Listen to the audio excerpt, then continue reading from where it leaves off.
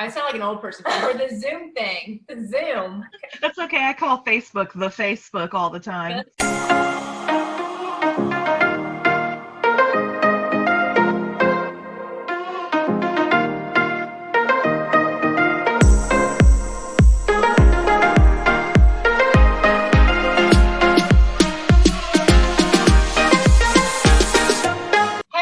Welcome to Literary Lushes with your hosts, Samantha and Megan. And today we are discussing the third book in the Lana Harvey series, For the Birds by Angela Roquet. And Angela joined us again. We haven't scared her off yet. So Thank you for joining us, Angela. Thanks for having me again. And our drink of choice this time around is called the Hellhounds. It is a honey whiskey based drink. And it got 3 tipsy thumbs up. Or I guess 6, technically, if we each give 2. But we're holding our drinks, so you can only spare one. Hey, I can put it in my lap.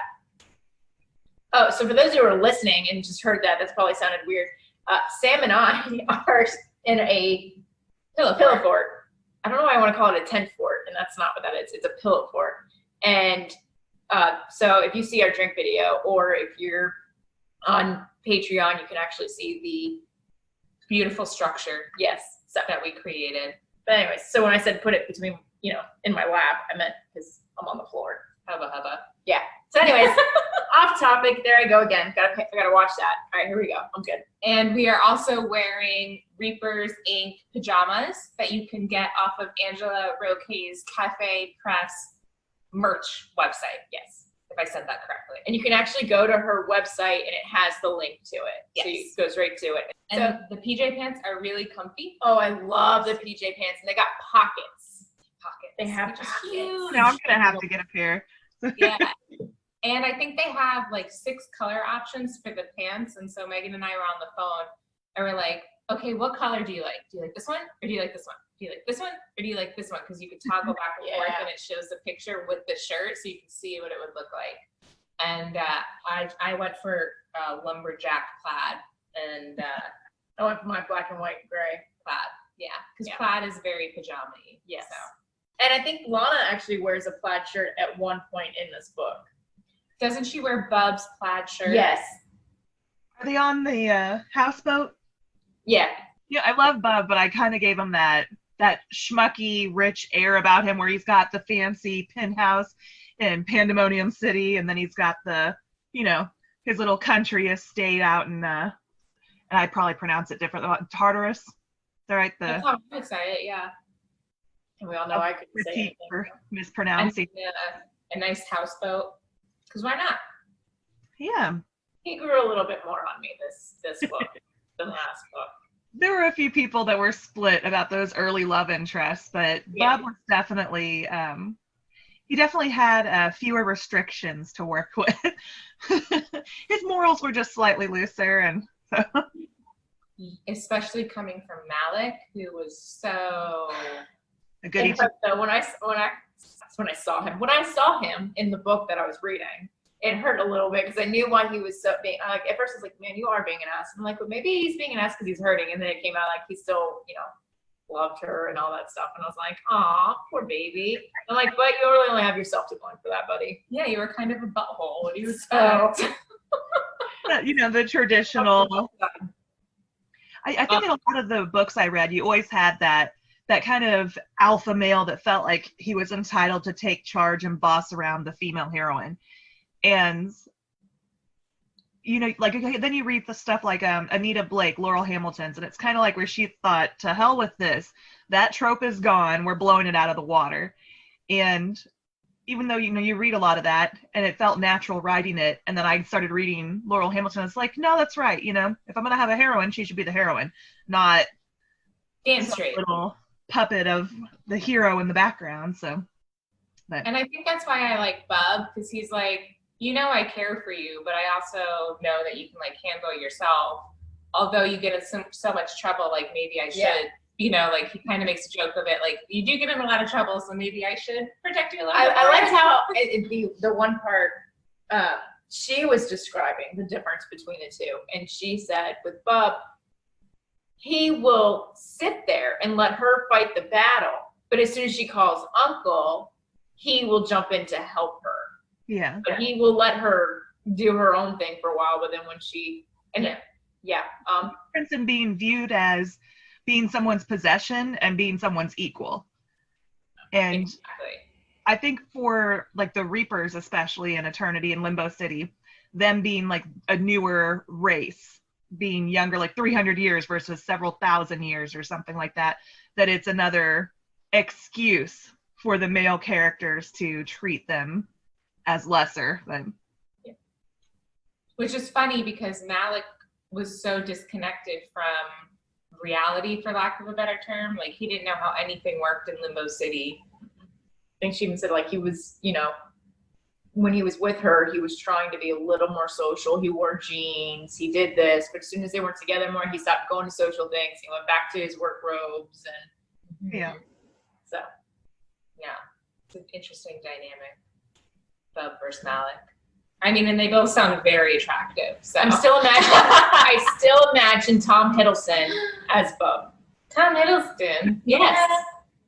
Not as he's got the British accent, and I'm not talking about like as Loki. We do get a Loki in this book. My Loki's a jerk. So. Oh yeah. He's way more cynical. Yeah, I was like, in Norse mythology, Loki is the trickster god, and if you read any of the actual stories about him, he gets up to some serious tricks. I noticed in the acknowledgments. Yes, I actually wrote that down. In the acknowledgments, you thanked your husband for coming and dressing up as the Grim Reaper. Yeah, I thought that was great. And conventions, and he's definitely more of a social butterfly than I am, which is great because he's my social lubricant at big conventions and signings and things. But now that we have a kiddo, he spends more time sometimes taking care of him if unless we go off on a convention trip together. But yeah, he's a lot of fun.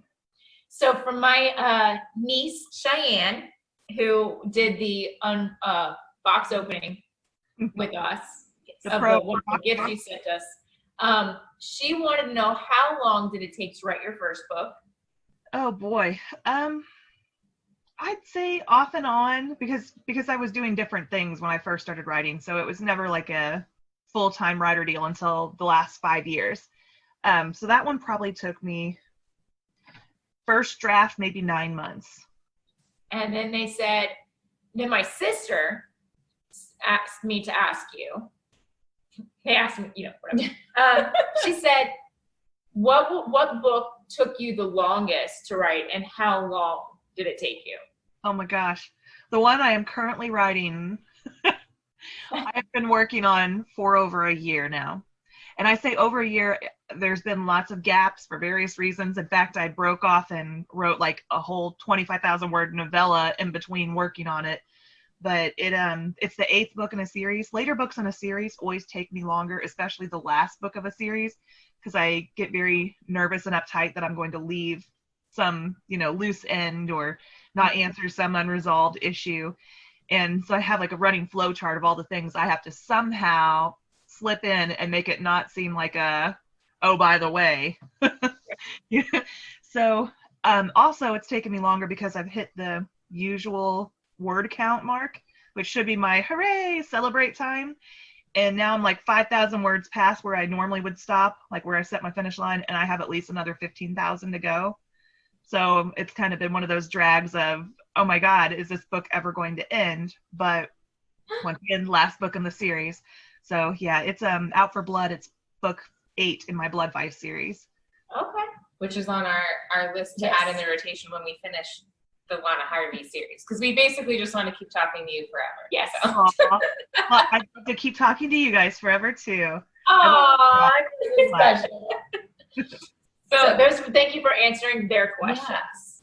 I have, as I'm reading, I just write down like little funny things and whatever. So you can see the first one says dedication to hubby. And then the next item I wrote down was Bubs' party and the panty line. That was I liked how he said with his dress, wear no panties, and then what's the Grimm's assistant, or not assistant, but like yes, and she's like reading it over her shoulders, and she's like, whoa, and I was like, girl, you read her stuff. But it was, I mean, whatever. But then I saw like ladies like, I see you like took not my advice, but you said or you whatever. did what I asked or something like that. And she's like, oh no, it's because the dress, you don't want to have lines. It's too tight. I'm like, that's something I would have said.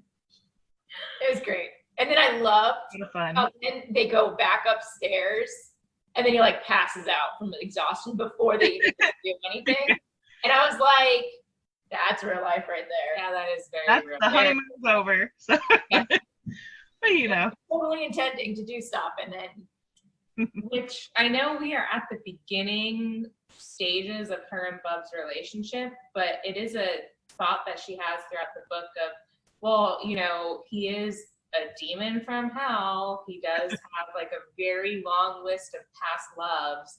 I know it's not going to last forever, but I'm kind of in limbo as to like where we are. But then you limbo. Yeah. And but then you see them interact, and he's like, you know, I care for you. You know, I protect you.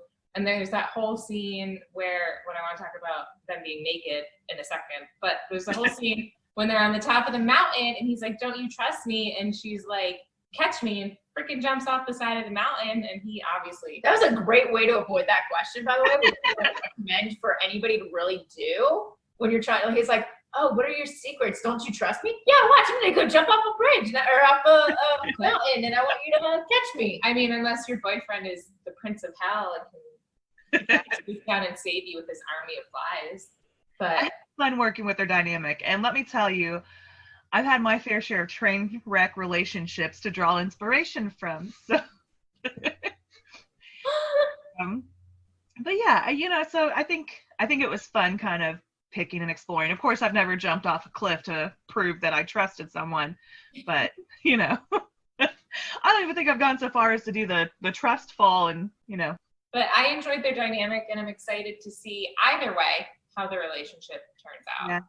I'm trying to be very careful to make sure I don't drop any spoilers.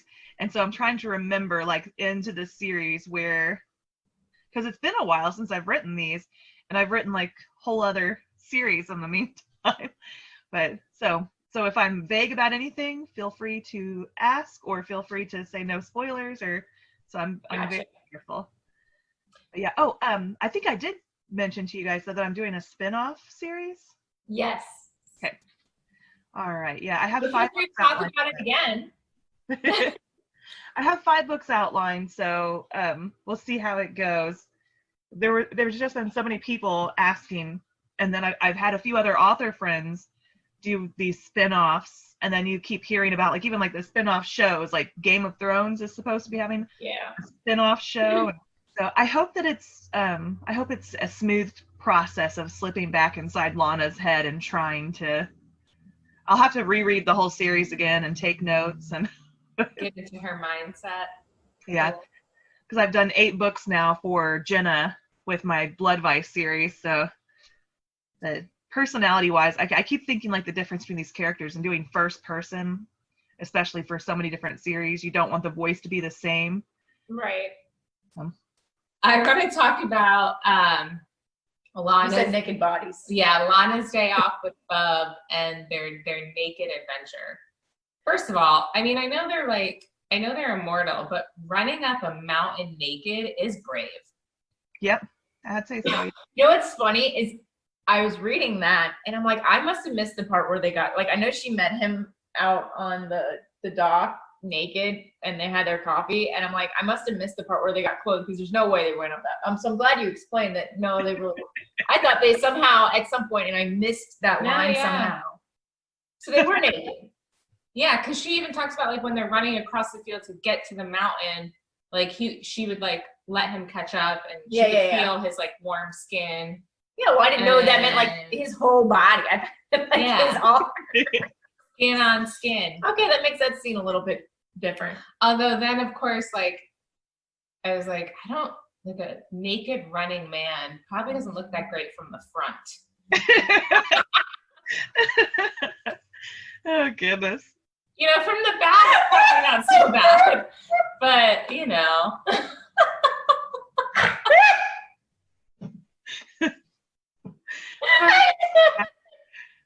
Those early days in any relationship, you know. I There's a mean, lot yeah. more. I mean, for my early days in my marriage, anyway. I'm like, maybe once our fence is completely built, I'm gonna make run back there Just naked run so I back can and forth see. naked. Like, I gotta see this. I'm just picturing like the helicopter dance they all do. You know? I was imagining you. Yeah, basically.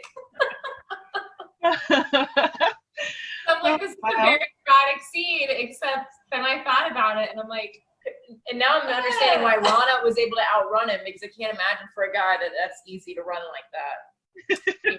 boobs get in the way too. That's true. It's true. Yeah. And then the stamina, I was impressed. I'm like, Right? if I had to run, just in general, I'd be like out of breath. But then to run like uphill in hell where it's definitely hot. So they weren't wearing shoes either. They were completely naked. Now you're making me like question like all the. It's like, Well, they are immortal, so maybe That's what it's I not. said. Yeah, it was like immortal, and they definitely, because she even says like something about the first time she went up there. Like she's come a long way since the first time Bub took her up there, because from the first time she thought she was gonna like die because it was like a 3-hour hike or something. Well, and then maybe also because it's not like in real world, they don't have the things that we worry about. Like That's on the true. ground. It could be a very clean path. You don't have to worry. I mean, other than flies with him, you don't have to worry about like certain bugs or like scorpions killing you, or snakes, Jagged rocks. Yeah, I think that it's probably a little bit different. Like it's believable. I did love that scene though, and I love that they come back and they're still sitting in the house naked, and the poor butler, Jack, Yeah. and he's like begging them to put clothes on, and they're just like completely content sitting there naked, dirty, sweaty, just eating, and he just has to stare at their naked bodies and pretend like it's just another day. I know, when they were like getting off the boat, I'm like, aren't they worried the butler is gonna see them? Apparently naked? not. And, yeah. I liked how Lana wasn't the one to be in the worst shape at the end of the book. Some like the main characters are always the one that's always like Harry Potter is always the one that's on death's doorstep every time. And so I thought it was intriguing. I mean, yeah, she had her scrapes, but she wasn't the worst. She wasn't even like the third worst off at the end of this one. And I was like, okay. I make up for it later. Well, and it makes sense that she would go back and forth. It's not always one way or always another. Formulatic, I guess, like to have that same pattern in every single one. But you know, I like Jenny. So I thought something was up with Jenny, because when you see her in the first 2 books, she's always so upbeat. She's so detail oriented. And then when did you figure it out that it wasn't her? Pretty early on, I had this inkling where I'm like, this doesn't seem like anything we know about Jenny, where she's not coming home for days on end. And then there was like the rumor that she was dating somebody. And I'm like, well, it doesn't seem like Jenny would date somebody. And then I think it was the coffee scene. There was the. She didn't know where the coffee was. Yeah, she's she like, didn't know where the hell is the coffee? And they go, Yeah. She never swore. And then Lana said, it's in the fridge. She goes, where it's always been. And then she made coffee completely different than she normal. But then I was like, oh, maybe she is tired. And I'm like, but still, that doesn't seem. And that's what like pushed it over the edge, where I'm like, something is up here. And then I thought she was balance. Like, do I try too much be detail and make it too obvious, or just enough? Like, so there's always that fear of like, are you like making this too obvious for readers, and they're gonna think you're talking down to them? Like, I think it was a good talk, because at one point I thought maybe she was just, because when you find her in the closet, looking through the closet, and she comes out with a pair of boots, and you clearly tell that was a freaking lie. Yeah. And so I actually thought that someone had hired her to spy on Lana and figure out why she was chosen. And so she was going through, or somebody was like, hey, go see if she has, the helmet or, the headdress. Like, so I thought she was supposed to be like spying on her, which then could make her be cranky. I mean, we've seen people, was it Craig that dated the succubus or something, and his personality, like he was already like a shithead, but then he started dating the demon thing, and it went like even higher. So I didn't know if that was something that was happening here. So I think you did. Oh, thanks. And I thought it was maybe one of those things where somebody was messing with their memory, maybe, perhaps. But then there was a scene where Lana's going down to the boat dock, and there's the Nephilim guards, and because you made a point to be like, "Oh, hey, Abe," and he was like, "Hey, Lana," and then like on the way back, he's like, and then right after that, and there was only one. When that pulled up, I'm like, oh, shit's going down. Yeah. I'm like, that is Loki. Figure it out. That's Loki. He ain't responding the way he's supposed to. And then you get to see the dark side of Grimm. That was scary. Oh my God. And then the fact that Loki turned into Lana as he's like cutting her open. I was like, oh. Even. It's right in some of the dark scenes. Yeah, and picturing like the gruesomeness of it all, where he's basically just like splayed out on this like operating table, standing upright. It was like, and I definitely think that was a show for Lana, for him to be like, this is what's gonna happen to you if you. How do you keep the minions in line? You're killing two birds with one stone. Well, not really a bird, I guess, but killing God with two stones. oh man. But it is birds because this is for the birds book. Yeah. That works. And I did like the interactions with the mermaids and the sirens. I was like, oh, we got mermaid. Oh, they Poor Kevin. Poor Kevin. Kevin. It's poor ear. I was like, as soon as that happened, I'm like, oh my God, he's not gonna be able to hear. I'm like, but he can go to Meg. Meg can heal him. Meg can give him some tea for this. I like Ming, and she was one of my favorite characters. I did get some backlash over her because there's like a social justice warrior book blog out there that will basically read through your book, and anything that has anything that's could be construed as being racist or ableist or sexist or anything, they will call you out on it. And they had a problem with her broken English. And for me at the time, it was just a distinction of giving characters different voices. And Right. I'd read, was it Christopher Moore, who had a Dirty Job? Have you read? Mm-hmm. It's very cute. It's about this guy whose daughter turns out to be like death, like the next Grim Reaper, his young daughter. And all of her pets start to die even as she's growing up. And he lives in this big apartment building that he rents out a couple apartments, and there's a Chinese tenant and there's a Russian tenant, and they babysit for him on occasion. And so he had all these, very thick but sometimes stereotypical accents. But I thought it gave flavor and character to these. And so I kind of had Meng Po with that broken English, and there were some people that took issue with that. And I don't think it's charming, but I guess I'm not from that culture, so I can't. I just viewed it as she's very proud of who she is Yeah. and her heritage and the people who believe in her, and she just couldn't. Very old folk Chinese religion that comes from. So I figured if that's, she would be very traditional and maybe not. Yeah. But someone else would come in and say like, oh, she was very smart. She would have learned perfect English. And at the same time, I could think, well, if they know more about it than I do, clearly maybe that's how that character would have been. But at the same time, it's fiction, and these are just characters inspired by, clearly, the Archangel Gabriel would never be a drunk. But Right. Here we are.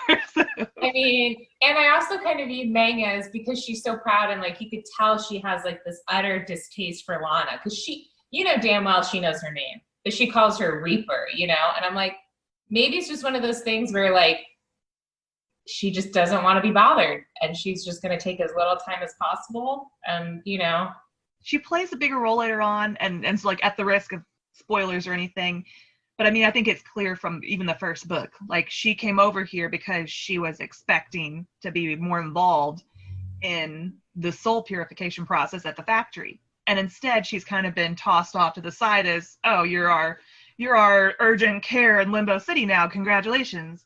And I kind of wanted that distaste to show through too. Like she thought she was there to do more, and instead but that progresses into the series. So I can imagine like when she went to see the Fates, like, giving up things and where you used to live, and now you're living here in Limbo City, trying to make things better and no one's listening to you. And then when you do voice your things, they're like, we're doing fine, thanks. And they're like, I know you're doing fine. You could be doing better. You're doing fine. I'm telling you, you can make it better. Do you not want it to be better? Like, we want it to be better. And she's like, and then she made a point to say, it's not just me that feels this way. There are other people who feel like this is not a great system. And I think this is a way, it's a small change that can make a difference. I did like the cat fight with her and the Fates. That Fates or something else. Those Fates are feisty. Woo!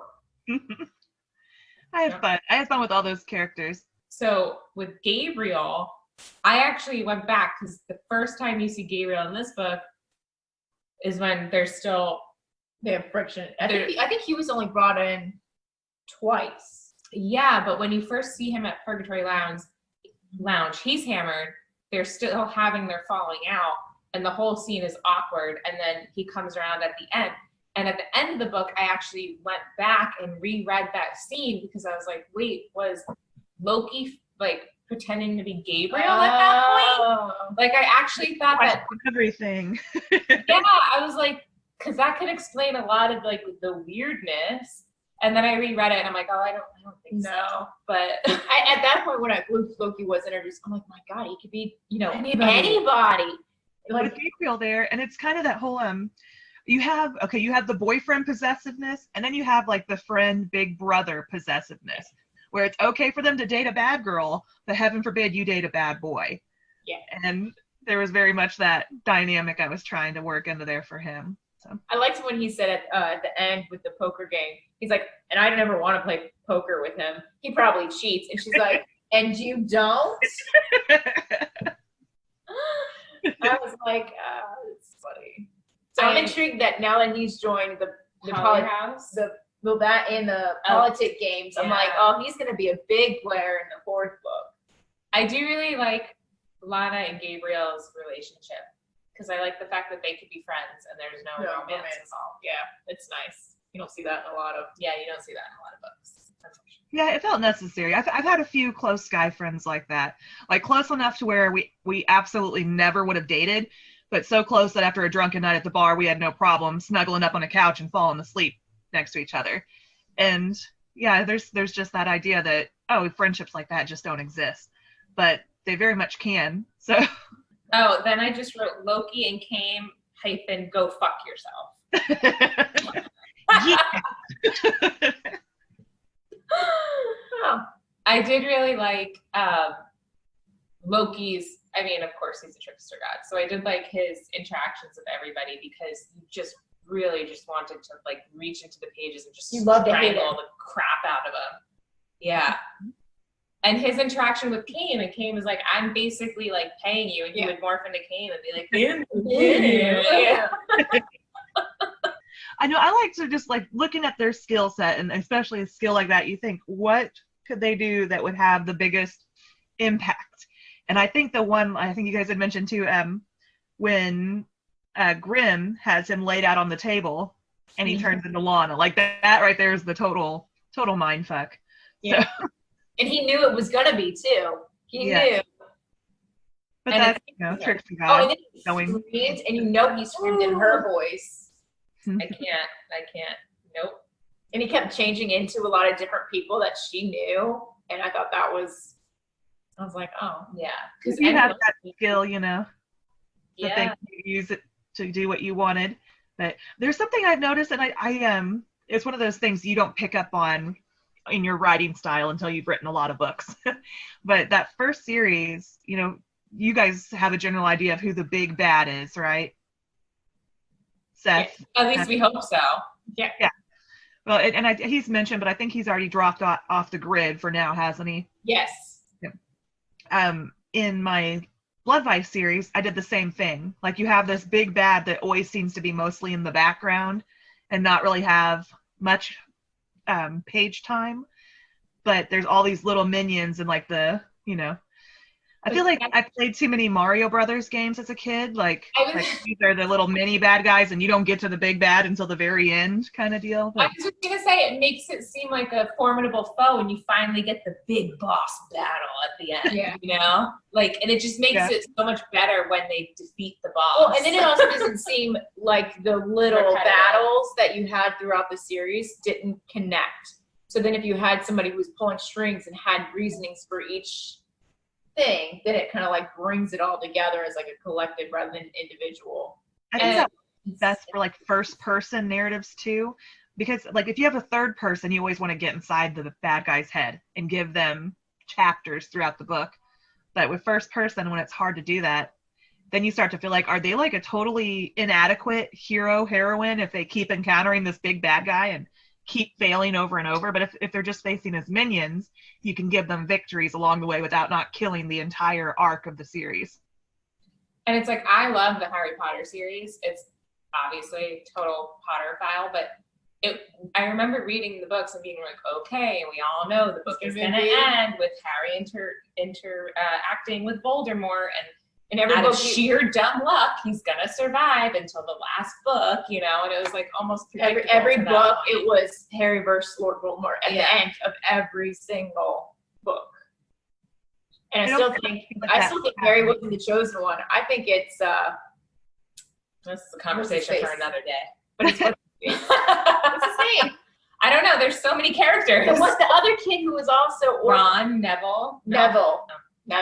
He was yeah. the. I think he really was the chosen one. He really long bottom. So anyway, so I like that almost mythical big boss because it keeps a mystery. You don't know what kind of trouble Lana's going to run into. And you know at some point he is going to come back around, but you don't know when, and you don't know if she's going to get her ass handed to her or, you know. who's on the fireside helping, or is there going to be somebody that turns against her? I mean, they were making some pretty decent points in their little club of the gods, being like, listen, it's being run in favor for these other things, and if we ran it this way. Oh, in the help. Yes. I was like, I mean, not to say not, but I mean, some of those arguments could persuade a lot of the older gods who weren't getting souls anymore. Yeah. And Angela's like, yes, I know. I was like, so I'm reading this, and I'm like, oh, this is a game. You know, they you would think, a lot of times you think, okay, like a big bad, they can be evil for the sake of evil, right? But it's always more enticing, I think, when they actually have a goal, like something that they really want, that they could convince others to help them get. So I think I'm like worried that someone on Lana's team that's on her team now is going to switch sides because it's going to make sense to them, and they're going to be like, this is kind of fucked up. And I do have to say, because you allude to it a couple times throughout the book, that Lana's aware that Bub has eavesdropped on her and knows that she's keeping secrets. And he was a little pushy about her secrets there in that one scene right before she jumped off the cliff. I was like, yep. So I'd be like, you don't trust me? I'd have been like, why are you pushing this? What is your end game? What is your agenda? All you have to do is say, catch me, and jump off a cliff, and then you don't have to answer the question. But I feel like it's back around. Like you keep your secrets and I keep mine. Why are we bringing this up? Like, this was why we were good together, and then now you're bringing this on me. Like, so it does. Yeah, it did make me feel at certain points that. Can you tell we've ever been burned? Well, I'm sure from reading what I wrote, you can tell that I have in the past too. So it's those things you always will wonder, I think. Even when you're with someone for a very long time, but especially early in the relationship, you'll wonder how sincere someone is and if they have other objectives in what they're trying to do. But especially politicians. Yeah. But that's what I did with this series. Like I took politics and religion, the two things you're never supposed to talk about in polite company, and scrambled them together and put them in a fantasy fiction setting. And we love every second of it. So for today's Conscious Corner, we're going to talk about how to properly build a pillow fort, because clearly for those of you who are watching, we crushed it. We totally did. So tip number 1, the best way to start your pillow fort is to use your couch as the back base, which is what we did. Built-in back support when you're old like us. Second tip, make sure your blankets and pillows to build said pillow fort. Oh, I guess it's a good tip. Yeah. Third one, if you have those little clips, And you could use it to clip the blankets to the chairs or any other pieces of tall. I mean, if you're tall like we are, in a sense, we're not children. We had to use the chairs, and so we have them pinned to the back of the chairs. As our roof continues to sag. Is that what's happening? Yeah. Or you could just be like Angela Roquet and get a sweet tent / teepee to hang out in. We said it. Also important to make sure your bottom floor for us older people is very cushiony. My butt already fell asleep. I know. I'm like, I've never moved so much ever. It's gonna look like I have to use the bathroom. Also, make sure you have a safe exit in case something happens and you need to get out, such as a collapse. That's all the tips I got. Yeah. I don't know. Just Have do what fun. feels right. And have fun. And do a time-lapse video of making your fort. And send it to us because I'd love to see. Yes. So our next episode is going to be going up August 20th, and we're going to be talking about the book, The Last Dance of Constance Verity by A. Lee Martinez. It is also going to be our 1-year anniversary episode, which is crazy. 1 year. It's been fun. It's crazy. And we made so many great friends along the way. We did. I've had so many dreams come true. I know that sounds cheesy. I didn't know how that sentence was going to end. I I had so many dreams. I thought you had a blooper there and we're saying you've had so many drinks. And I was like, well, well, that too. I've had both. Thank you to all of our authors who've been on. Thank you, Angela, And for thank you. just Yes. wasting so much of your precious time to hang out with us. never a waste of time hanging out with you guys. And of course, thank you to our listeners, because as much as we love doing this, it's kind of pointless if we don't have listeners. I mean, I listen to us, but you know, sure. It's because you edit the audio. I do. But anyway, so yeah, so I'm excited for our 1 year. Yeah, me too. Yes. And we have Aileen Martinez, who was our first author, who will be back for our first anniversary. Yes, we didn't scare him away. He was brave enough to come on our first episode as our first guest. I'm so excited for him to see how we've got our shit together. Proved over the past year. Yes. Each time I feel like we learn a lot new stuff. Anyway, my glass is empty, but So we is can still mine. we can still clink glasses. Okay. So thank you again, Angela. Yes, thank you for joining us. As always, it's a pleasure. I always have a good time too. This is fun. And the cocktails are always nice too. That means a lot considering you were a very skilled bartender. Yes. So I guess I'm not skilled, but I serve drinks anyway. and if it gets your stamp of approval, I guess they're pretty good. No. They're drinkable at least. So, that works too. And with that, we say, stay lively with your libations.